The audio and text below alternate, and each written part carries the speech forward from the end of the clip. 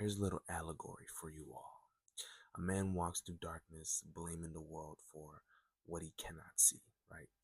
Not realizing he's holding a mirror instead of a light.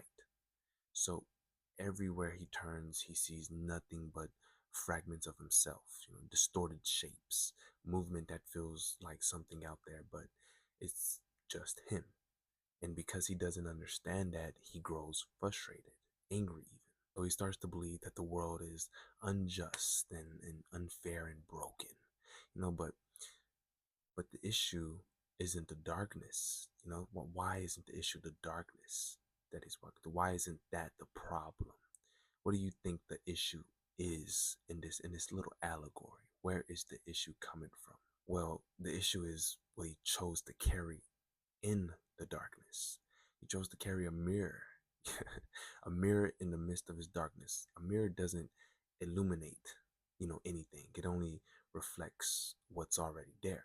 So, in the absence of light, it becomes useless for direction, but perfect for distraction.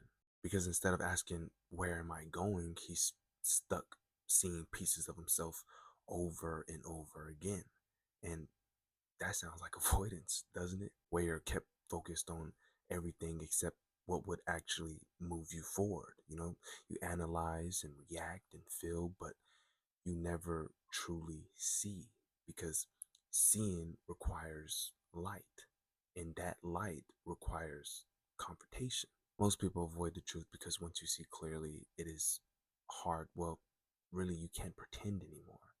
So they keep the mirror. They keep blaming the darkness and keep walking in circles. But at some point, at some point, you have to ask yourself, are you trying to see, or are you just trying to avoid the light, avoid what the light will show you? Noam Chomsky once said, if we choose, we can live in a world of comforting illusion. And that is exactly what the mirror gives you. A version of reality that keeps you undisturbed, where nothing is demanded of you, and where the problem is always out there and never within. Because illusion accommodates you. That's why it's so easy to live in it so comfortably. It lets you stay the same while convincing you that you're seeing clearly. But the moment you put the mirror down and pick up a light, everything changes. Not just what you see, but what you can no longer ignore.